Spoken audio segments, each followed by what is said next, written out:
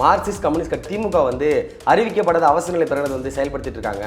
இங்க வந்து எந்த ஒரு போராட்டம் பண்ண முடியல, ஒரு ஆர்ப்பாட்டம் பண்ண முடியல, மீறி பண்ணாலும் கைது நடவடிக்கை எடுக்கிறாங்கன்னு சொல்லியிருந்தாங்க. உண்மையிலேயே வந்து அவசர நிலை பிரகடனம் வந்து செயல்படுதா சார் திமுக? சிபிஎம்னுடைய பாலகிருஷ்ணன் சார் சொல்றது வந்து அது நியாயமான வாதமோ அப்படிங்கிற மாதிரி தான் தோணுது. மக்கள் போராட்டத்தை மக்கள் நலனுக்காக போராடும் போது அதை நீங்க நடத்தக்கூடாது அப்படின்னு நீங்க கண்ட்ரோல் பண்றதுக்கு என்ன பயம் உங்ககிட்ட இருக்குன்னு கேட்கிறார். மு.க. ஸ்டாலின் அவர்களை கேட்க விரும்புகிறேன். தமிழ்நாட்டிலே என்ன அறிவிக்கப்படாத ஒரு அவசர நிலையை பிரகடனப்படுத்தி விட்டீர்களா நீங்கள்?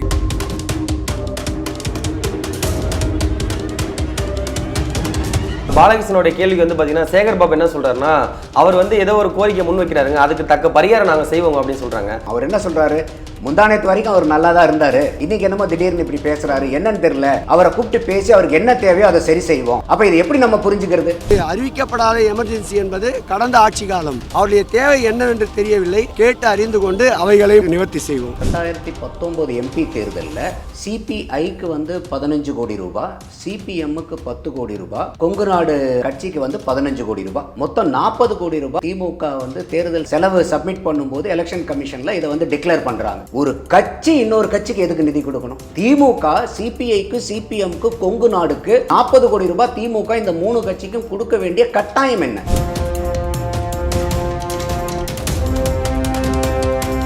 19 விட 24ல 39 தொகுதியில் 5 தொகுதியில் தான் நீங்க பழைய வாக்கை விட கூடுதலா வாங்கியிருக்கீங்க. இது வரைக்கும் திமுகனால கூட்டணி கட்சிகள் ஜெயிச்சாங்கன்னு இருந்துச்சு. ஆனா இப்ப இந்த 2024 தேர்தல் அப்பட்டமா வந்து தெரியுது, கூட்டணி கட்சியினால தான் திமுக ஜெயிச்சிருக்காங்க.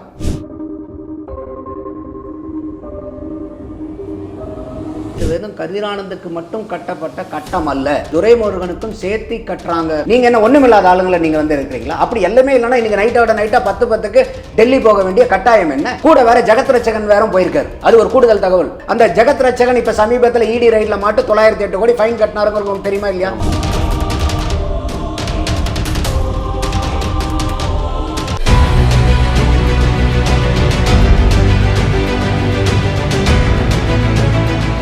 சாட்டை நேயர்களுக்கு வணக்கம். இன்றைய நேர்காணலில் நம்மோடு சிறப்பு விருந்தினர் இணைந்திருப்பவர் அரசியல் விமர்சகர் திரு நந்தகுமார் சார் அவர்கள். வணக்கம் சார். வணக்கம் விக்ரம். மார்க்சிஸ்ட் கம்யூனிஸ்ட் கட்சி வந்து ஒரு மாநாடு நடத்துறாங்க. அதில் பார்த்தீங்கன்னா திமுக வந்து அறிவிக்கப்படாத அவசர நிலை பிரகடனத்தை வந்து செயல்படுத்திட்டு இருக்காங்க.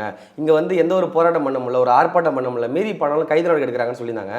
அதுக்கு வந்து முரசொலியில் இன்னைக்கு என்ன எழுதியிருக்காங்கன்னு பார்த்தீங்கன்னா, அவர் வந்து எந்த இடத்துல இருக்காருன்னு தெரியலங்க, 1000 பேர் முன்னாடி தான் அவர் வந்து பேசுறாரு, அப்படி பார்த்தா அவசர நிலையில 1000 பேர் கூடவே முடியாதுன்னு சொல்லி இவங்க பேசியிருக்காங்க. உண்மையிலேயே வந்து அவசர நிலை பிரகடனம் வந்து செயல்படுதா சார் திமுக? இப்போ சமீப காலமாக நம்ம பார்க்கும்போது சிபிஎம்னுடைய பாலகிருஷ்ணன் சார் சொல்கிறது வந்து அது நியாயமான வாதமோ அப்படிங்கிற மாதிரி தான் தோணுது. காரணம் என்னன்னு கேட்டிங்கன்னா, இப்போ அரசியல் கட்சிகள் போராட்டம், குறிப்பாக இந்த அண்ணா யூனிவர்சிட்டிக்கு ஆகட்டும், இல்லை அதுக்கு முன்னாடி நடந்த சில பிரச்சனைகளுக்கெல்லாம் போராடும் போது கூட எந்த விதமான போராட்டத்துக்குமே அனுமதி கொடுக்காம வந்து அவங்க மறுக்கிறாங்க திமுக. ஸோ அந்த இடத்துல தான் அவர் பாலகிருஷ்ணன் அவர்கள் வந்து பேசும்போது என்ன சொல்கிறாரு, நம்ம ஊரில் வந்து ஒரு பட்டா பிரச்சனைக்காக வந்து நம்ம ஒரு இயக்கம் நடத்தினா கூட முடியல, ஒரு தெருமுனை கூட்டம் போட முடியல அப்படிங்கிறாரு. அது இல்லாமல் அவங்களுடைய அந்த மாநாட்டுக்கே வந்து ஊர்வலம் போகிறதா இருந்துச்சு, அந்த ஊர்வலத்துக்கு மறுப்பு தெரிவிச்சிட்டாங்க, பர்மிஷன் கொடுக்கல. அந்த செவ்வாடை அணிந்த அவங்களுடைய அந்த கம்யூனிஸ்ட் ட்ரெஸ் போட்டு போவாங்க, அதுக்கு நாச்சுக்கு அந்த ஊர்வலத்துக்கு நாச்சுக்கு நீங்கள் அனுமதி கொடுங்கன்னு கேட்டிருந்தாங்க. கடைசி வரைக்கும் அமைதியாக இருந்துட்டு அதுக்கு முந்தின நாள் வந்து கூப்பிட்டு தலைவர்களை கூப்பிட்டு இல்லை இதுக்கு வந்து அனுமதி மறுக்கப்படுதுன்னு சொல்கிறாங்க. நம்ம சென்னையில் தாம்பரம் நினைக்கிறேன், அதுக்கு பக்கத்துலேருந்து ஒருத்தர் இந்த மீட்டிங் இந்த ஊர்வலத்துக்காக போன ஒரு கம்யூனிஸ்ட் தோழர் வந்து இறந்து போயிட்டார். ஸோ இத்தனையும் வந்து அங்கே நடந்திருக்குது. ஒரு ஊர்வலம் போகிறதுல என்ன வந்துடுது? அதான் அவர் கேள்வியே கேட்குறாரு, சீப்பை ஒழிச்சு வைக்கிறனால உங்களுக்கு கல்யாணம் நின்று போயிடுமா? அப்போ நீங்கள் மக்களுக்காக போராடக்கூடியதுக்கு தானே அரசியல் கட்சிகள் இருக்காங்க. அப்போ அந்த மக்கள் போராட்டத்தை மக்கள் நலனுக்காக போராடும் போது அதை நீங்கள் நடத்தக்கூடாது அப்படின்னு நீங்கள் கண்ட்ரோல் பண்ணுறதுக்கு என்ன பயம் உங்ககிட்ட இருக்குன்னு கேட்குறாரு. ஏன் பயப்படுறீங்க? எதுக்காக பயப்படுறீங்க? இப்போ இன்னொரு கேள்வி என்னன்னா, இன்னைக்கு திமுக பண்ணாத போராட்டங்களா? ஆமாம், எதிர்கட்சியாக இருக்கும்போது அவ்வளோ போராட்டம். அதாவது இப்போயுமே எல்லாம் பொதுவெளியில் என்ன சொல்கிறோம், திமுக எதிர்கட்சியாக இருந்தால் தான் இப்போ பயங்கரமான எதிர்கட்சியாக செயல்படுறாங்க. என்ன எதிர்கட்சி பயங்கரம்? போராட்டங்கள், அதிகமான போராட்டங்கள் எடுக்கிறாங்க. அப்போ யாருடைய ஆட்சியில் அவங்க எதிர்கட்சியாக இருக்காங்க? அண்ணா திராவிட முன்னேற்ற கழகத்தில் இருக்கும்போது, அப்போ அவங்க அதிமுக ஆளுங்கட்சியாக இருக்கும்போது நீங்கள் பண்ணுற போராட்டத்துக்கு எல்லாத்துக்குமே அவங்க அனுமதி கொடுக்குறாங்க இல்லையா? இப்போ அதிமுக ஆட்சியில் எத்தனை போராட்டங்களை நம்ம பார்த்தோம் இல்லையா? நித்தம் தினந்தோறும் போராட்டமாக இருந்துச்சுல்ல. எங்கேயாவது போராட்டத்தை வந்து இல்லை நடத்தவே கூடாதுன்னு அவங்க குரவழியை நடிச்சாங்களா? பொதுமக்களுக்கு பாதிப்பு விளைவிக்கூடாது பண்ணுங்க. அது பொதுமக்கள் தன்னிச்சையான போராட்டமாக இருந்தாலும் சரி, இல்லை சமூக ஆர்வலர்கள்ங்கிற போர்வையில் வந்து பண்ணாலும் சரி, எத்தனை போராட்டம் நடந்துச்சு. இன்னைக்கு டாஸ்மாக்கு எத்தனை பேர் அன்னைக்கு ரோட்ல இறங்கி கூவுனாங்க இல்லையா. நாங்க வந்து சமூக போராளிகள், சமூக ஆர்வலர்கள், இன்னைக்கு வந்து தாலி அறுத்துட்டா என்ன பண்றது, இளம் விதவைகள் அதிகமா இருக்கக்கூடிய தமிழ்நாடா மாறிட்டு இருக்குன்னு எத்தனை பேர் டாஸ்மாக்கு எகென்ஸ்டா. இப்போ அந்த மாதிரி ஆட்கள்லாம் எங்க போனாங்க? டாஸ்மாக மூடியாச்சா இப்போ? இல்ல. அப்போ இந்த போராட்டத்தை வந்து ஒரு பெரிய அளவில் தமிழ்நாட்டில் பல முகங்களை கொண்டு அந்த போராட்டம் நடத்துறதுல வந்து கைதேர்ந்தவர்கள் வந்து திமுக காரங்க தான். அந்த போராட்டத்தின் மூலியமா தான் அவங்க கட்சியை வளர்த்துனதே. கண்டிப்பா. அப்ப அப்பேற்பட்ட போராட்டத்தின் மூலியமா கட்சியை வளர்த்தி ஆட்சிக்கு வந்த திமுக அவங்க ஆட்சியில வந்து ஒரு போராட்டம் நடத்தும் போது குறவழி நடிக்கிற மாதிரி பர்மிஷன் கொடுக்க மாட்டேங்கிறாங்கன்னா என்ன அர்த்தம்? அப்ப போராட்டம் நடந்தனா அந்த கட்சிகள் எல்லாம் வளர்ந்துரும். ஏன்னா நம்ம அப்படிதானே போராட்டம் நடத்தி தானே மக்கள் கிட்ட வந்து நம்ம செல்வாக்கு பெற்று வந்தோம் அப்படின்னு திமுக நினைக்கிறாங்க. அப்ப யாரையும் போராட விடக்கூடாது, போராட்டம்னா நம்ம மட்டும் போராடுவோம்.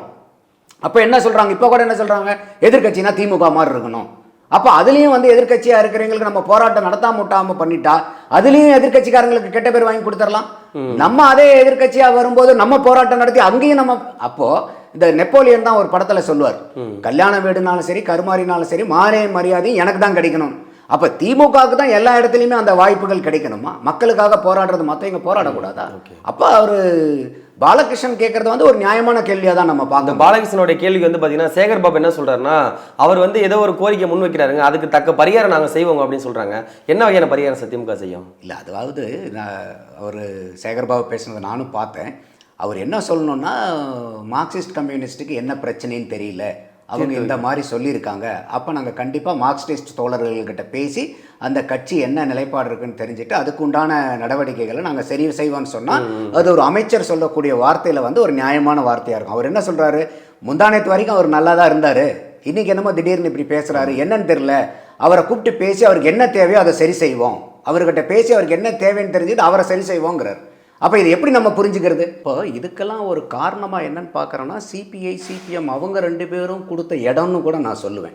காரணம் என்னன்னு கேட்டிங்கன்னா, 2019 எம்பி தேர்தலில் சிபிஐக்கு வந்து 15 கோடி ரூபாய், சிபிஎம்முக்கு 10 கோடி ரூபாய், கொங்கு நாடு அந்த ஈஸ்வரன் அவங்க கட்சிக்கு வந்து 15 கோடி ரூபாய், மொத்தம் 40 கோடி ரூபாய் வந்து அவங்க தேர்தல் நிதியாக வந்து திமுக வந்து தேர்தல் செலவு சப்மிட் பண்ணும்போது எலெக்ஷன் கமிஷனில் இதை வந்து டிக்ளேர் பண்ணுறாங்க. அப்போ என்னுடைய கேள்வி என்னென்னா, ஒரு கட்சிக்கு நிதி வாங்குறது யார்கிட்டருந்து வாங்குவாங்க? நம்மளை மாதிரி பொதுமக்கள்கிட்டருந்து வாங்கலாம், இல்லை வியாபாரிகள்கிட்டருந்து வாங்கலாம், இல்லை நிறுவனங்கள்கிட்டருந்து வாங்கலாம். ஒரு கட்சி இன்னொரு கட்சிக்கு எதுக்கு நிதி கொடுக்கணும்? திமுக சிபிஐக்கு சிபிஎம்க்கு கொங்கு நாடுக்கு 15 கோடி 10 கோடி 15 கோடின்னு 40 கோடி ரூபாய் திமுக இந்த 3 கட்சிக்கும் கொடுக்க வேண்டிய கட்டாயம் என்ன? இவங்களுடைய செல்வாக்கெல்லாம் இருந்தால் தான் நம்ம ஆட்சி அதிகாரத்தில் அமர முடியுன்றதுனால கொடுக்குறாங்க. அப்போ என்ன அர்த்தம்? அது உங்களுக்கு கொடுத்த சீட்டு எத்தனை? 2 சீட்டு. இந்த கம்யூனிஸ்ட்டுக்கும் அந்த கம்யூனிஸ்ட்டுக்கும் 2 சீட்டு. அப்போ 15 கோடி 10 கோடின்னு கொடுத்தா ஓகே. இன்னொரு வாதம் கூட என்ன வைக்கலாம், இல்லை எம்பி சீட்டுக்காக செலவுக்கு அவங்க சீட்டுக்காக கூட கொடுத்தாங்களாம். அப்போ ஒரு சீட்டுக்கு 7.5 கோடி ரூபாய் செலவு பண்ணுறதுக்கு லிமிட் எலெக்ஷன் கமிஷன் கொடுக்குறாங்களா, இல்லை 5 கோடி ரூபாய் எலெக்ஷன் கமிஷன் கொடுக்குறாங்களா? அதே மாதிரி கொங்கு நாளில் வந்து ஒரே ஒருத்தர் தான் நின்னார் அன்றைக்கி ராசிபுரத்தில் எம்பியா. அப்போ அந்த கட்சிக்கு 15 கோடி ரூபாய் எதுக்கு கொடுக்குறீங்க? நீங்கள் சீட்டு கொடுங்க, கூட்டணி வர்ற கட்சிகளுக்கு சீட்டு கொடுங்க, ஏன்னா அது அவங்க நின்று போராடணும். காசு எதுக்காக கொடுக்குறீங்க? அப்போ இன்னைக்கு வந்து பொதுவெளியில் எல்லாருமே வந்து இந்த காசை வாங்கின கட்சின்னு சொல்லிட்டு இன்னைக்கு கம்யூனிஸ்டே வந்து இந்த மாதிரி இன்னைக்கு பேசும்போது அவங்கள அசிங்கமாக பேசுகிறாங்க இல்லையா? அப்போ இதுக்கு இடம் கொடுத்தது யாரு? அப்போ இது வந்து திமுக எலெக்ஷன் கமிஷனில் போய் ஃபைல் பண்ணுற வரைக்கும் கம்யூனிஸ்டுகளும் சொல்லல, கொங்கு நாடும் சொல்லல, இந்த மாதிரி திமுக இருந்து எங்களுக்கு 15 கோடி சிபிஐக்கு 10 கோடி சிபிஎம்க்கு 15 கோடி கொங்கு நாடுக்கு இந்த 40 கோடி ரூபாய் திமுக இருந்து நாங்கள் காசு வாங்கி இருக்கிறோங்கிறத யாருமே சொல்லலையே. அப்போ அதில் ஏன் மறைக்கிறீங்க? நீங்கள் உண்மையான அது ஒரு ஜனநாயகமான ஒரு பரிமாற்றமாக இருந்தால் பொதுவெளிக்கு அன்னைக்கு அவங்க மூலியமா வந்திருக்கணும், திமுக மூலியமா வருதோ இல்லையோ. அப்ப என்ன ஆகுது, நீங்க கூட்டணி கட்சிக்கு சீட்டு கொடுக்கறதோட மட்டும் இல்லாம காசையும் கொடுக்குறீங்கன்னா அதை பொதுமக்கள் எப்படி பார்க்க வேண்டியதா இருக்கு? இப்போ கூட்டணி திமுக கூட்டணியில் இருக்க கட்சிகள் விசிகாவாக இருக்கட்டும், சிபிஐ சிபிஎம்மாக இருக்கட்டும், இவங்கெல்லாம் எதுக்குற மாதிரி எதுக்குறாங்க, அப்புறம் பின்னாடி சமரசமாக போயிடுறாங்க. இது வந்து திமுக வந்து ஏதாச்சும் யுத்தியை கையாளுறாங்களா சார்? நம்மளை எதிர்த்தாங்கன்னா இவன் பிரச்சனையாகும்னு சொல்லிட்டு அரவணைச்சு போயிடுறாங்களா அவங்களெல்லாம்? அதாவது இதில் அதே பாலகிருஷ்ணன் ஒரே வார்த்தையை பேசுகிறாரு, இன்னொரு வார்த்தையும் பேசுகிறாரு. என்ன பேசுகிறாருன்னா, இன்றைக்கி வந்து பாரதிய ஜனதா எதிர்ப்புங்கிறனால தான் ஒரு மதவாத கட்சி எதிர்க்கிறதுக்காக நம்ம எல்லாம் ஒன்னா கூட்டணியாக இருக்கோம். ஆனால் மக்கள் சார்ந்த பிரச்சனையை வந்து பேசாமல் வெறும் பாரதிய ஜனதா கிட்ட இருந்து நாங்கள் வந்து பூச்சாண்டி காமிச்சிட்டு மட்டும் நம்ம ஓட்டு வாங்கிட முடியாது, மக்கள் பிரச்சனையை தீர்க்கறதுக்கு தான் நம்ம இருக்கிறோம். வெறும் இந்த பிஜேபியை வீழ்த்துறதுக்காக மட்டும் நம்ம ஒன்னா கூட்டணியில இருந்துட்டு மக்கள் பிரச்சனையை பேசாம விட்டுட்டோம்னா தோத்து போயிடுவாங்கிறாரு. கண்டிப்பா அது வந்து பகிரங்கமான ஒரு அறிக்கையாகவும் விடுறாரு, மறைமுகமான அறிக்கையாகவும் விடுறாரு அவரு திமுக. அப்ப அவர் மறைமுகமா அவர் சொல்றது என்னன்னா, சும்மா பிஜேபி வந்துடும் பூச்சாண்டிக்கு ஆண்டி பிரயோஜனம் இல்லை, அவங்கள வந்துருங்கிறது எதுக்காக சொல்ல வரீங்க? அவங்க வந்தா மக்களுக்கு வந்து நல்லது செய்ய மாட்டாங்கிறத நீங்க சொல்லிதான் நம்ம சொல்லிதான் ஓட்டு வாங்குறோம். ஆனா அப்பேற்பட்ட மக்களுக்கு நம்ம நல்லது செய்யறோமா? அப்ப இந்த மாதிரி எல்லாம் சமுதாயத்துல அவலங்கள் இருக்கும்போது அதை நீங்க நம்ம செய்யாம வெறும் பிஜேபி வந்துடும் மட்டும் இப்படி செஞ்சுக்கிட்டு இருந்தோம்னா நம்மளால ஜெயிக்க முடியாதுங்கிறார். அதுலயும் இன்னொரு படி மேல இப்ப என்ன சொல்றாருன்னா, இன்னைக்கு நம்ம தமிழகத்துல வந்து பட்டியலின மக்கள் மேல இருக்கக்கூடிய அடக்குமுறை ரொம்ப அதீதமா இருக்கு. நம்ம வந்து ஏதாவது ஒரு செயல் திட்டங்கள் செய்யுங்கன்னு சொன்னா கூட எங்களுக்கு மத்தியில் இது நிதி இல்லை, நிதி ஆதாரம் இல்லைன்னு சொல்லி தட்டி கழிக்கிறீங்க. இன்னைக்கு ஆணவ படுகொலை இந்த பட்டியலின மக்களுக்கு மேல எவ்வளவு தூரம் நடக்குது. அப்ப அந்த ஆணவ படுகொலையை தடுக்கிறதுக்கு ஒரு 10 பைசா பேப்பர் இருந்தா போதுமே உங்களுக்கு அந்த சட்டம் இயற்றதுக்கு, அதுக்கு எங்கிருந்து நிதி பற்றாக்குறைன்னு கேட்கிறார் கேள்வி. அப்ப எவ்வளவு பெரிய காட்டமான விமர்சனம் திமுக அரசாங்கத்தை மேல வைக்கிறாங்க இல்லையா? அப்ப எங்க ஒரு பிரச்சனை ஆகுதுன்னா, அவரே சொல்றாரு, நாங்க வந்து கூட்டணி கட்சியில இருக்கிறனால இப்ப நடக்கிற ஆட்சிக்கு எங்களுக்கும் சம்பந்தம் இல்லைங்கிறார். அதை நம்ம ஏத்துக்க முடியாது. ஆட்சியில் இவங்களுக்கு பங்கு இல்லைங்கிறத வேணா ஏத்துக்கலாம். ஆனா இன்னைக்கு திமுகவை ஆட்சியில உட்கார வச்சதுக்கு சிபிஎம் பங்கு இல்லையா? திருமாவளவன் அவர்களுடைய பங்கு இல்லையா? மதிமுகவினுடைய பங்கு இல்லையா? காங்கிரசினுடைய பங்கு இல்லையா? அவங்க ஆட்சியில தான் நீங்க இல்ல, ஜெயிக்கிறதுக்கு நீங்க காரணமா இருக்கீங்க. அப்ப உங்க கட்சி வாக்கெல்லாம் அங்க யாருக்கும் போகலையா? அப்ப எப்படி வந்து அவங்க கொண்டு வர்ற நலத்திட்டங்கள் பூரா அவங்களை சார்ந்தது, செய்யலனாலும் அவங்க சார்ந்தது, குற்றம் நீங்களும் தான் கூட்டணி. அப்ப இன்னைக்கு வந்து ஒரு குற்றம் நடக்கிறதுக்கு துணையா இருந்தவங்களுக்கு தண்டனை கொடுக்குறாங்களா இல்லையா? கோர்ட்ல தப்பு செய்யற தூண்டுனவங்களுக்கு தண்டனை உண்டுல. அப்ப இன்னைக்கு நீங்க வந்து திமுக அரசாங்கம் வந்து சரியில்லைன்னு நீங்க குற்றச்சாட்டு சொல்லும் போது, இன்னைக்கு திமுக அரசாங்கம் வந்து இந்த மாதிரி ஜெயிச்சு வந்து ஆட்சியில உட்கார்றதுக்கு கூற்றுல இருந்தது யாரு? நீங்களும் தானே. அப்ப எப்படி எங்களுக்கு வந்து இதுல எந்த சம்பந்தமும் இல்லைன்னு சொல்லலாம்? அதே தானே நம்ம திருமாவளவன் அவர்களையும் நம்ம குற்றச்சாட்டு சொல்றோம். இன்னைக்கு டாஸ்மாக மூடுங்கன்னா நடத்துறது யாரு? தமிழக அரசாங்கம். உடனே கொண்டு போய் பாலத்துக்கு கொண்டு போய் மத்திய அரசாங்கத்து மேல போடுறது. அப்ப இது எல்லாமே வந்து இந்த கூழுக்கு ஆசை மீசிக்கு ஆசைன்னு சொல்லுவாங்க. அதாவது கூட்டணியில் இருக்கிறவங்களுக்கு திமுக பண்றதுலயும் உடன்பாடு இல்லை. ஏன்னா அவங்க வந்து ரொம்ப வெறுக்கிறாங்க. மக்கள் பிரச்சனையை பேச முடியல. அவங்க கட்சி, ஏன்னா இன்னைக்கு கம்யூனிஸ்டுக்கு பெரிய பிரச்சனை இந்த சாம்சங் ஊழியர்கள் போராட்டத்துல அதீதமா நசுக்கப்பட்டாங்க. அப்ப அவங்களுடைய கோர் ஓட் பேங்கே வந்து ஊழியர்கள் தான். அப்ப அவங்கள வந்து நீங்க அந்த கட்சி போய் அவங்களுக்கு சரியான முறையில் உதவ முடியாத அளவுக்கு நீங்க வந்து கம்யூனிஸ்டுகளுடைய குரல் வலையை நசுக்கிறீங்க. விடுதலை சிறுத்தைகள் கட்சி அவங்களால கொடியேற்ற முடியலன்றாங்க, எங்க மேல ஏகப்பட்ட அடக்குமுறைகள் இருக்குன்றாங்க. எல்லாமே முக்கள் முணுகள் தான். அங்க காங்கிரஸ் எந்த ஒரு கூட்டணி கட்சியுமே சந்தோஷத்திலே இல்லை. ஆனா கடைசியில் என்ன பிடிச்சிருவாங்கன்னா பிஜேபி வந்துடும். அதைத்தான் பாலகிருஷ்ணன் சொல்றேன். எல்லாத்துக்கும் பிஜேபியே காரணம் காமிச்சிட்டு மக்கள் பிரச்சனையை சமாளிக்காம விட்டோம்னா ஜெயிக்க முடியாம போயிடும். அப்பயே மக்கள் என்ன பண்ண ஆரம்பிச்சிருவான், எல்லாத்தையும் பார்த்துட்டு டேய் நீங்க பண்றது பிஜேபி வந்தா கூட பரவாயில்லடான்ட்டு போயிடுவோம். நீங்க அவங்க வந்தா நீங்க அவங்க வந்துட்டாங்கன்னா என்ன பண்ணுவீங்க? அவங்க வந்துட்டு நீங்க பண்ற மோசடியை விட அவங்க வந்து என்னதான் பண்றாங்கன்னு பாப்போமே. நாம் தமிழ் கட்சி தலைமை சீமானு சொல்றாரு, பிஜேபி ஆட்சி தான் நீங்க பண்ணிட்டு இருக்கீங்க தமிழ்நாட்டில் அப்படின்னு. அதைத்தானே சீமானு சொல்றாரு, விஜய் அதை தானே அந்த மீட்டிங்லேயே சொல்றாரு. அவங்க பண்றது பாசிசம்னா நீங்க என்ன பாயசமா பண்றீங்கன்னு கேட்கிறாருல. சார் நீங்களே ஒரு நேர்காணல் வந்து குறிப்பிட்டீங்க 2026 திமுக கூட்டணி சில கட்சிகளை விலகும்னு. எந்தெந்த கட்சிகளை விலக வாய்ப்பு இருக்கு? இல்ல இப்ப இருக்கக்கூடிய அந்த சூழ்நிலையில இன்னைக்கு வந்து திருமாவளவன் நாங்க சந்தோஷத்துல இருக்காரா? இல்ல. கம்யூனிஸ்ட் சந்தோஷத்துல இருக்காங்களா? இல்ல. காங்கிரஸ் சந்தோஷத்துல இருக்காங்களா? அது சரியா நமக்கு. நீங்க காங்கிரஸினுடைய மீட்டிங்ல நடந்த அந்த அவங்க கட்சியில் நடக்கக்கூடிய செயற் வீரர்கள் கூட்டத்தில் பழைய வீடியோஸ் பூரா நீங்க இப்ப இந்த இதில் போய் பாருங்க. அவங்க என்ன அவங்களுக்குள்ளார முக்கல் முனைகள் இருக்குன்னாவே, ஒரு திருமாவளவன் அவர்கள் வந்து கூட்டணியில் இருந்துகிட்டு அவரு மக்கள் பிரச்சனைக்காக எழுப்புற குரலை கூட நம்மளால எழுப்ப முடியலையேன்னு ஆதங்கப்படுறாங்க. இருந்தாலும் செல்வ பிறந்தை அவர்கள் சமரசமா தான் சார் போறாரு. நான் இடத்த திமுக பாராட்டி தானே இருக்காரு. இல்ல அவர் வந்து வந்த உடனே ஒரு எதிர்ப்பு குரலை எழுப்பினார். இல்ல நம்ம வந்து காமராஜர் ஆட்சியை கொண்டு வரணும் அப்படின்னு ஒரு குரலை எழுப்புறார். அப்ப வந்து இப்ப மறைந்த முன்னாள் சட்டமன்ற உறுப்பினர் EVK இளங்கோவன் தான் என்ன பண்றாரு, இல்ல நடக்கிறதே காமராஜர் ஆட்சி தான்டார். அப்போ அதெல்லாம் வந்து ரொம்ப கொடுமையான வார்த்தைகள். அது அப்போ நடக்கிறதே காமராஜர் ஆட்சின்னா காங்கிரஸ் கட்சியை தமிழ்நாட்டில் கலைச்சிடலாமே. அப்போ இன்னைக்கு இருக்கக்கூடியதில் காங்கிரஸ்லையும் யாரும் ஹாப்பியா இல்லை. நீங்கள் தனிப்பட்ட முறையில் பார்க்கும்போது அவங்களும் வந்து பெரிய பிரச்சனையில தான் இருக்காங்க. வேல்முருகன் எடுத்துக்கங்க, தமிழக வாழ்வுரிமை கட்சி, அதுவும் பண்ருட்டி தொகுதி எதுவுமே செய்யலன்னு போய் சொல்லிட்டு எப்பயுமே எங்களுக்கு எந்த இதுவும் கொடுக்கலன்னு சொல்லிட்டு அவர். அப்போ இதில் ஒன்னே ஒன்று, வைகோ அவர்கள் ஒன்று தான் வந்து பார்த்தீங்கன்னா நான் இருக்கிற வரைக்கும் திமுக வந்து யாரும் அகற்ற விட மாட்டேன். என்னுடைய முதல் கேள்வியே வைகோ அவர்களே, நீங்கள் மதிமுக உருவாக்கின அடிப்படை நோக்கம் என்ன? 1993 கட்சியிலேருந்து விலகி தான் 94 எதற்காக நீங்க மதிமுக கட்சின்னு ஒன்று ஆரம்பிச்சிங்க? அப்ப அந்த கட்சி இன்னைக்கு வந்து இருக்குதுனாவே அதுக்கு காரணம் என்ன? திமுக எதிர்த்து தானே போய் ஆரம்பிச்சிங்க. அப்போ இன்னைக்கு நான் இருக்கிற வரைக்கும் திமுகவை நான் தொட விட மாட்டேன்னா இது எப்பேற்பட்ட முரண்பட்ட கொள்கை? ஏன்னா என்னைய பொறுத்த வரைக்கும் வைகோ அவர்கள் மேலே தனிப்பட்ட ஒரு நல்ல அரசியல்வாதி மதிப்பு மரியாதை உண்டு. ஆனால் அவருடைய அரசியல் முடிவுகள் எல்லாம் பார்க்கும்போது, ஏன்னா மக்களுக்காக தெருவில் இறங்கி அதிக நடைபயணம் போனவர் வந்து வைகோ அவர்கள், அதெல்லாம் நம்ம வந்து மறந்துட முடியாது. ஆனால் அவர் எடுத்த அத்தனை அரசியல் முடிவுகளுமே இன்னைக்கு கடைசி இந்த டைமில் வரைக்கும் அவர் எடுக்கிற எந்த அரசியல் முடிவுமே வந்து ஒரு நல்ல முடிவாகவே மக்கள்கிட்ட வந்து பார்க்கப்படுற அளவுக்கு இல்லை. ஸோ அப்போ இந்த மாதிரி இருக்கும்போது இன்னைக்கு எல்லா கட்சியுமே விக்ரம், அந்த திமுக கூட்டணியில் இருக்கிற கட்சி எல்லாருமே முக்கி முனையிட்டு தான் இருக்காங்க. இதில் கூட இன்னைக்கு அந்த ஆளூர் சானவாஸ் வந்து ஒரு இன்டர்வியூவில் சொல்கிறார், வன்னி அரசும் வந்து ஒரு இன்டர்வியூவில் சொல்கிறார், நாங்கள் 25 சீட்டு கேட்போங்கிறார், டிமாண்ட் வைப்போங்கிறார். அதை திருமாவளவன் அவர்களே வந்து தனியார் தொலைக்காட்சிக்கு கொடுக்கும்போது அந்த விஜய் மாநாட்டுக்கு அப்புறம் பேசுறாரு, என்ன அவங்க கூப்பிட்டா 25 சீட் கொடுக்குறேன்பாங்க, துணை முதல்வர் கொடுக்குறேன்பாங்க, முக்கியமான மந்திரி கொடுப்போம். அப்ப இதெல்லாம் என்னன்னா, இதெல்லாம் என்னுடைய எதிர்பார்ப்புங்கிறத திருமாவளவன் அன்னைக்கே வந்து ரெஜிஸ்டர் பண்றாரு. இருந்தாலும் திருமாவளவன் சொல்ற 27 நாங்க கண்டிப்பா திமுக தான் கூட்டணி நிப்போம்னு சொல்றாங்களே, அப்படி இருக்கும்போது எப்படி சார் அவங்க கேட்குற சீட்டை திமுக கொடுப்பாங்க? இல்லை, அதைத்தான் சொல்ல வரேன். அப்போ இன்னைக்கு வந்து அவங்க அந்த 25 நம்பர் வன்னி அரசுக்கு சொல்லக்கூடிய அந்த 25 நம்பர் எங்கிருந்து வந்துச்சு? திருமாவளவன் அவர்களிட்டிருந்து அந்த 25 வந்துச்சு. இது வன்னி அரசனுடைய நம்பர் இல்லை, திருமாவளவன் அவர்களுடைய நம்பர். ஆளூர் சானவாசம் என்ன சொல்றாரு, ஆமா நாங்க இரட்டை இலக்கில் தான் நாங்க கேட்போம், அது எவ்வளோ 25 என்ன ஏதுங்கிறத எங்க தலைமை குழு பேசி முடிவு பண்ணு, எங்க தலைவர் தான் அதை முடிவு பண்ணுன்ட்டு இன்னொரு வார்த்தை சொல்றாரு.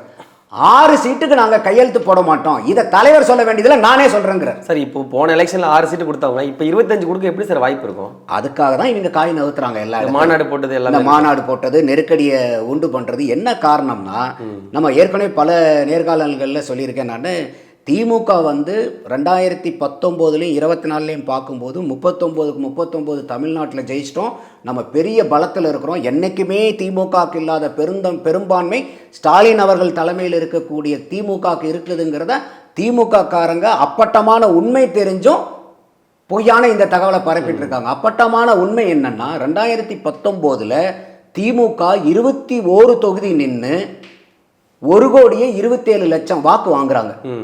இந்த 2024ல் 22 தொகுதி நிக்கிறாங்க, ஒரு தொகுதி கூடுதலா நிக்கிறாங்க, 1,17,00,000 வாக்கு தான் வாங்குறாங்க. அப்ப என்ன ஆகுது, 1,17,00,000 போன தடவை 1,27,00,000 10 லட்சம் ஓட்டு கம்மியா வாங்குறாங்க. அதாவது ஒரு சீட்டு கூட நின்று 10 லட்சம் ஓட்டு, 10 லட்சம் ஓட்டு கம்மியா வாங்குறாங்க, ஒரு சீட்டு அதிகமா நிக்கிறாங்க.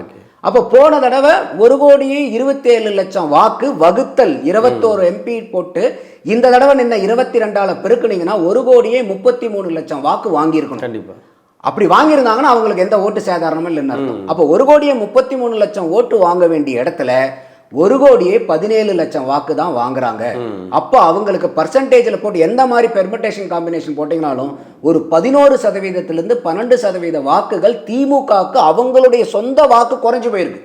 அப்போ அவங்களுக்கு இன்னைக்கு இருக்கிறது வந்து வெறும் 27% தான். அப்போ இன்னைக்கு திமுக ஆல் டைம் லோல இருக்காங்க, பலகீனத்தில் இருக்காங்க. இது மட்டும் இல்லை, இப்போ நின்ன இந்த 22 தொகுதியில் 2 தொகுதியில் மட்டும்தான் திமுக 2019 விட 24ல் கூடுதலான வாக்கு வாங்கினது. ஒன்று தங்கத்தமிழ் செல்வன், ரெண்டாவது வந்து பார்த்தீங்கன்னா வேலூரில் இப்போ ரைடு போச்சுல அந்த கதிரானந்த். இந்த 2 பேர் தான் 2019ல் வாங்கின வாக்கை விட கூடுதலாக வாங்கியிருக்காங்க. மீதி 20 திமுக உறுப்பினர்களும் கம்மியாக தான் வாங்கியிருக்காங்க. இது திமுகவை மட்டும். கூட்டணியை எடுத்தீங்கன்னா 39 சீட்டு, அந்த 39 சீட்டில் வெறும் 5 சீட்டு தான் 19 விட 24ல் கூடுதலான வாக்கு வாங்கினது. ஏற்கனவே சொன்ன 2 திமுக, அது இல்லாமல் தொல் திருமாவளவன் அவர்கள், நவாஸ்கனி அவர்கள், சசிகாந்த் அவர்கள், இந்த 5 பேர் தான். அப்போ 39 தொகுதியில் 5 தொகுதியில் தான் நீங்கள் பழைய வாக்கை விட கூடுதலாக வாங்கியிருக்கீங்க. ஆனால் அன்னைக்கு இருந்ததை விட இன்னைக்கு ஓட்டு உங்களுக்கு அதிகமாக வந்திருக்கணும். அப்படிதானே அது வளர்ச்சி. அப்போ நீங்கள் இது வந்து இது வரைக்கும் திமுகனால கூட்டணி கட்சிகள் ஜெயிச்சாங்கன்னு இருந்துச்சு. ஆனால் இப்போ இந்த 2024 தேர்தல் அப்பட்டமாக வந்து தெரியுது, கூட்டணி கட்சியினால தான் திமுக ஜெயிச்சிருக்காங்க. திமுக கூட்டணி கட்சிகளை 2016 எப்படி ஒரு வலுவான கூட்டணி அமைச்சாங்களோ அதே மாதிரி இப்போ இவங்க வைக்கிற டிமாண்ட் திமுக ஏற்றுக்கலன்னா திரும்பி கூட்டணி வாய்ப்பு இருக்கா சார்? இந்த கட்சிகள்லாம் ஒன்றிணைந்து இவங்க வைக்கிற டிமாண்டே திமுகவுடைய ஆணி வேற அசைக்கிற மாதிரியான டிமாண்ட். ஏன்னா அவங்க வைக்கிறது ஆட்சியிலும் பங்கு அதிகாரத்திலும் பங்குங்கிறது தான் விடுதலை சிறுத்தைகளினுடைய நோக்கமாக இருக்குது. அதே அவங்க வந்து இப்போ இன்றைக்கி அதே ஆளூர் சானவாஸ் அதே இன்டர்வியூவில் என்ன சொல்கிறாருன்னா, விஜய் வந்து நான் ஒரு பாம் போடுறேன்னு சொல்லிட்டு ஆட்சியிலும் பங்கு அதிகாரத்திலும் பங்குன்னு சொன்னார். அது பாம் இல்லை, எடப்பாடி அவர்கள் இதை சொன்னாதான் அது பாம் அப்படிங்கிறார். அப்படின்னா என்ன அர்த்தம்? விஜய் சொல்றது பாம் இல்லை, எடப்பாடி அவர்கள் சொன்னாதான் அது உண்மையாலுமே பாம்புங்கிறார். அப்ப என்ன இது அர்த்தம்? மூலியமா திமுகவுக்கு அழுத்தம் கொடுக்குறாங்க. அப்ப எடப்பாடி சொன்னார்னா நாங்க போறதுக்கு தயாரா இருக்கிறோம், ஏன்னா அவங்களுக்கு வெல்லக்கூடிய வாய்ப்பு இருக்கும், அப்ப அவங்களோட அலைன் ஆகிறதுக்கு கூட்டணி கட்சிகள் அதிகமா வருவாங்க, அப்ப நாங்களும் அதுதான் வந்து பாம்புங்கிறார். அப்ப என்ன அர்த்தம்? ஆட்சியிலும் பங்கு அதிகாரத்திலும் பங்குங்கிறது எடப்பாடி சொல்லிட்டோம், நாங்க வரதுக்கு ரெடியா இருக்கிறோங்கிறதா ஒரு மறைமுகமான பேச்சு. அது நம்ம வந்து உள்ளர்த்தம் பார்க்கணும், நம்ம எப்பயுமே ரீடிங் பிட்வீன் த லைன்ஸ்ன்னு சொல்லுவாங்க இல்லையா?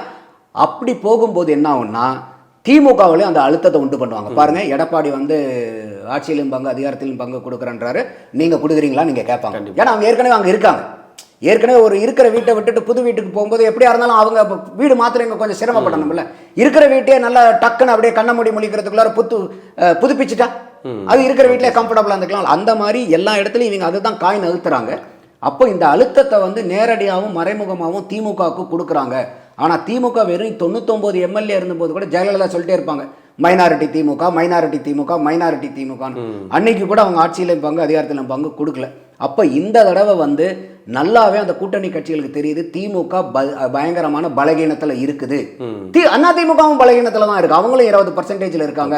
அப்போ இன்னைக்கு யாரா இருந்தாலும் என்னுடைய பார்வையில் 2026 வந்து ஒரு கூட்டணி ஆட்சி தான் வரும். அதாவது அதிகாரத்திலையும் அவங்க பங்கு கொடுக்குற அளவுக்கு தான் வரும், அதிகாரத்தை பங்கு கொடுத்து தான் ஆகணும். அப்ப திமுகவை அதை நோக்கி தள்ளினாங்கனாவே அது பெரிய வெற்றி கூட்டணி கட்சிக்கு. இன்னைக்கு அவங்க சொன்ன பல தேர்தல் வாக்குறுதியை நிறைவேற்றல. மாசத்துக்கு ஒரு தடவை கரண்ட் பில் கொடுத்தாங்களா? கரண்ட் பில்லை ஏத்துனாங்க 3-4 தடவை. 40% நாங்கள் ஆட்சிக்கு வந்தால் பெண்களுக்கு வந்து இடஒதுக்கீடு கொடுப்போம் கொடுத்தாங்களா? தனியார் கம்பெனிகளில் வந்து அந்த பகுதி மக்களில் வாழ்கிறவங்களுக்கு 75% உள்ளொதுக்கீடு வாங்கி கொடுத்தாங்களா? பெட்ரோல் டீசல் விலையை குறைச்சாங்களா? அரசாங்க ஊழியர்களுக்கு வந்து நாங்கள் அவங்களுடைய கோரிக்கைகளை பூரா நிறைவேற்றுவோம், நாங்கள் இருக்கிறோம் அப்படின்னாங்க, நிறைவேற்றினாங்களா? 70 வயசுக்கு மேலான பென்ஷன்கள் வந்து அவங்களுக்கு பென்ஷனை ஏற்றி கொடுக்குறோம்னு சொல்லிட்டு இருந்தாங்க, ஏதாவது செஞ்சாங்களா? அப்போ எத்தனை பிரச்சனைகள். 1 லட்சம் மகளிருக்கு, கிராம மகளிருக்கு 50,000 ரூபாய் வட்டியில்லா கடன் கொடுக்குறேன்னாங்க, கொடுத்தாங்களா? அப்போ இன்னைக்கு வந்து எவ்வளோ அது சொத்து வரி உயர்ந்ததாகட்டும், எத்தனை ஆன்டி இன்கம்பன்சி இருக்கு.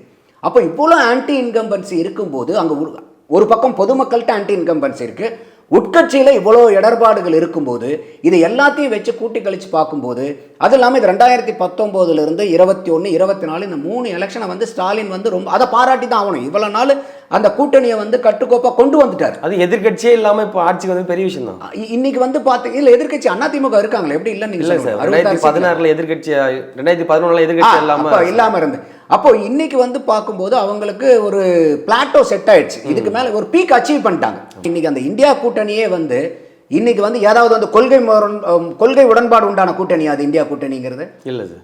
எல்லாத்துக்கும் ஒரே ஒரு மையப்புள்ளி என்ன? பிஜேபி எதிர்ப்பு. அதை தவிர வேற எங்கேயாவது கொள்கை உடன்பாடு இருக்குதா? கம்யூனிஸ்டுக்கோ, காங்கிரஸ்க்கோ, திமுகக்கோ, மம்தா பானர்ஜிக்கோ, இல்லை ஆம் ஆத்மிக்கோ எங்கேயாவது வந்து கொள்கை உடன்பாடுகள் இருக்கா? இல்லை. ஒரே ஒரு மையப்புள்ளி என்ன? பிஜேபி எதிர்ப்பு. அந்த மாதிரி தமிழகத்திலையும் இப்போ போயிட்டு இருக்கிற போக்க பார்த்தா டிஎம்கே எதிர்ப்புங்கிற ஒரு மையப்புள்ளியில வந்து அதை தான் எடப்பாடி சொன்னார், திமுக எதிர்க்கிறவங்க யார் வேணா வாங்க கூட அப்படின்னார். அப்ப இந்த மாதிரி ஒரு திமுக எதிர்ப்புங்கிற ஒரு மையப்புள்ளி வந்துருச்சுன்னா, அதை உருவாக்கப்பட்டுருச்சுன்னா மற்றவங்க எல்லாருமே எப்படி திமுக கொள்கையை ஒதுக்கி வச்சுட்டு காங்கிரஸ் கொள்கையை ஒதுக்கி வச்சுட்டு, ஏன்னா திமுக வந்து கட்சி ஆரம்பிச்சதே காங்கிரஸ் எதிர்க்கிறதுக்கு தானே. அப்போ அந்த மாதிரி கட்சிகள் எல்லாம் நீங்கள் இந்தியா கூட்டணியில் சேர்ந்து நாங்கள் ஒருத்தர் எதிர்த்து போராடுவோங்கும் போது மற்ற கட்சிகள்லாம் ஒன்று சேர்ந்து உங்களே எதிர்க்க மாட்டாங்களா? நீங்கள் தானே வழிகாட்டி இருக்கீங்க. இப்போ எல்லாத்தோடையும் மிகவும் சர்ச்சையான விஷயம் என்னன்னா, இப்போ இன்னும் ஒரு வாரத்தில் பொங்கல் வருது. எதிர்கட்சியாக இருக்கும்போது திமுக வந்து 5000 ரூபாய் கொடுக்குன்னு சொன்னாங்க, இப்போ வெறும் 1000 ரூபாய் கூட கொடுக்கல. மக்கள் ரொம்ப அதிருப்தியில் இருக்காங்களே சார். இப்போ அதுதான் இப்போ சீமானும் அதுதான் பேசுறாரு. இவ்வளவு நாளாக வந்து ஏதோ ஒரு பொங்கல் இல்லாமல் ஒன்று கொடுத்து ஜெயிச்சிட்டு இருந்தேன். சீமானவர்களும் இதை வந்து பயங்கரமாக விமர்சிக்கிறாரு. இப்போ இன்னைக்கு அதுலேயும் கை வச்சிட்டீங்க, என்ன தான் கொடுப்பீங்க அப்போ மக்களுக்கு? அப்போ இது நாள் வரைக்கும் நீங்கள் பேசுனது என்ன? இப்போ நீங்கள் ஆட்சிக்கு வந்ததுக்கப்புறம் நீங்கள் செய்யறது என்ன? அப்போ நீங்கள் வந்து என்னதான் இருந்தாலும் எதிர்கட்சியில் இருக்கும்போது நீங்கள் என்னென்ன சொன்னீங்களோ அதை பூரா வந்து செய்யணும் இல்லை. அதுக்காக தானே மக்கள் நம்பி உங்களை கொண்டு வந்து ஆட்சியில் உட்கார வைக்கிறாங்க. அதே தான் வந்து அரசாங்க ஊழியர்கள் சொல்கிறாங்க.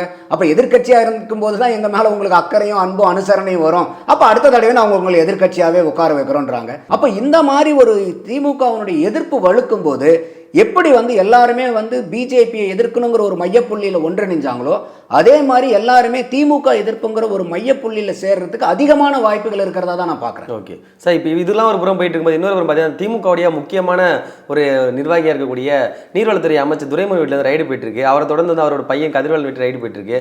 இப்போ பார்த்தீங்கன்னா நீர்வளத்துறை அமைச்சர் வந்து டெல்லி பயணம் பண்ணியிருக்காரு. இந்த பயணத்தினால பின்புலம் இருக்குமா சார்? அமலாக்கத்துறை ரைடு வந்து சரியான முறையில் போயிட்டு இருக்காங்கன்னு நினைக்கிறீங்களா சார்?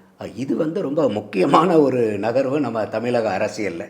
காரணம் என்னன்னு கேட்டிங்கனாக்கா, இப்போ நீங்கள் சொல்கிற மாதிரி ஒரு சாதாரண நிர்வாகி இல்லை, அவர் கட்சியினுடைய பொதுச் செயலாளர். இன்னைக்கு வந்து is a second man in the party. அண்ணாவிலேருந்து இருக்காரு இந்த கட்சியில. அவர் வந்து இப்போ இன்னைக்கு செகண்ட் பர்சன்.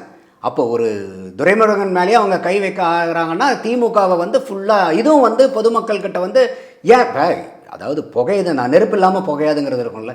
இப்போ இன்றைக்கி வந்து ரைடு வராங்கன்னா காரணம் என்ன? அவங்க சொல்கிறது வந்து 2019 இன்றைக்கி வந்து வேலூரினுடைய தேர்தல் எதுக்காக ஒதுக்கி வச்சுப்பட்டுச்சு? எதுக்காக 2019 அந்த எம்பி தேர்தல் தள்ளி வச்சாங்க? ஓட்டுக்கு காசு கொடுத்தாங்கன்னு தானே.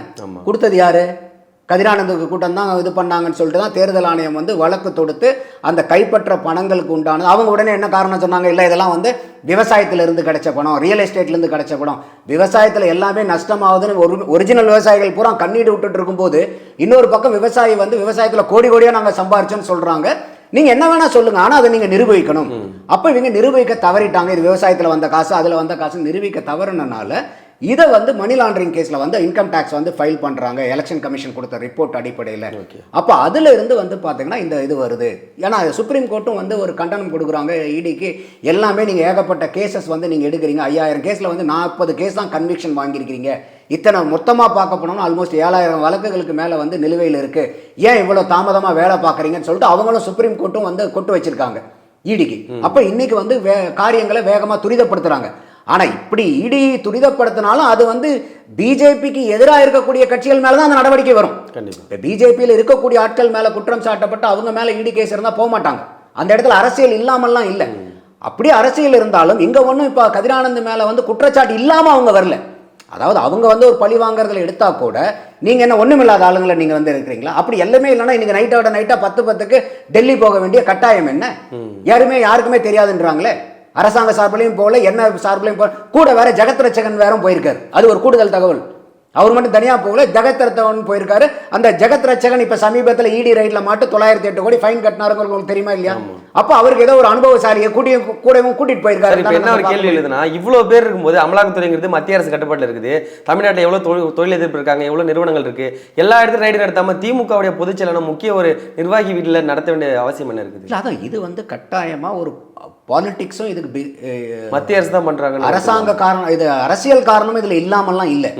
இன்னொன்று, இது நான் கதிரானந்துக்கு வந்த செக்கா மட்டும் நான் பார்க்கல. இது வந்து இன்னைக்கு தமிழகத்தில் மணல் குவாரியில் ஆற்று மணல் எடுத்ததில் எவ்வளோ அட்டூழியங்கள் நடந்திருக்குங்கிறத எல்லாருமே வந்து நிரூபிச்சிருக்காங்க. ஒரு பக்கம் நம்ம அறப்போர் இயக்கம் ஒரு பக்கம் பயங்கரமாக இது பண்ணிட்டுருக்காங்க. இன்னொரு பக்கம் வந்து சேட்டலைட்டில் மூலியமாக இமேஜ் எல்லாம் எடுத்து இன்றைக்கி டெக்னாலஜிக்கல் மூலியமாகவே வந்து யாரும் டிஸ்ப்ரூவ் பண்ண முடியாத அளவுக்கு வந்து அவங்க எவிடன்சஸை வந்து கலெக்ட் பண்ணியிருக்காங்க. என்னுடைய பார்வையில் இது வெறும் கதிரானந்துக்கு மட்டும் கட்டப்பட்ட கட்டம் அல்ல, இது வந்து துரைமுருகனுக்கும் சேர்த்து கட்டுறாங்க கட்டத்தங்கிறத தான் நான் பார்க்குறேன். அப்போ இன்னைக்கு வந்து நான் ஏற்கனவே சொன்ன மாதிரி துரைமுருகனுங்கிற கட்சியினுடைய பொதுச் செயலாளர்.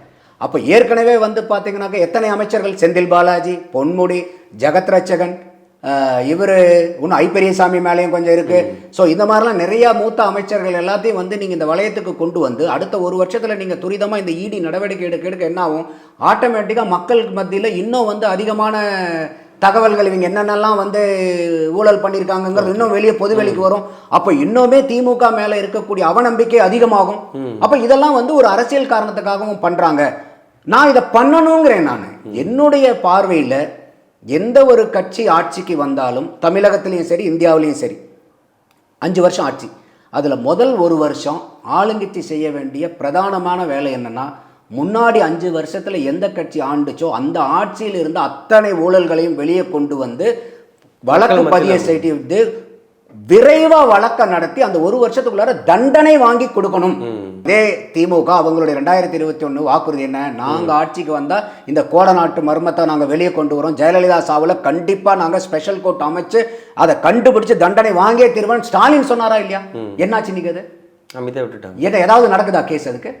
அப்போ என்ன அர்த்தம்னா, எல்லா இடத்துலையும் நாங்கள் அடிக்கிற மாதிரி ஆடுவோம், நீங்கள் அழுகிறோம். நீங்கள் வந்தாலும் நீங்கள் அடிங்க, எங்களையா வலிக்காத மாதிரி அடிங்க, நாங்களும் வந்தாலும் உங்களை அடிக்கிறோம், வலிக்காத மாதிரி அடிச்சுக்கிறோம். உங்கள் நேரத்தை ஒதுக்கி பல்வேறு தகவல்களை பயந்துமைக்கு நன்றிங்க சார். நன்றி விக்ரம். சாட்டை எடுத்து நாட்டை திருத்து.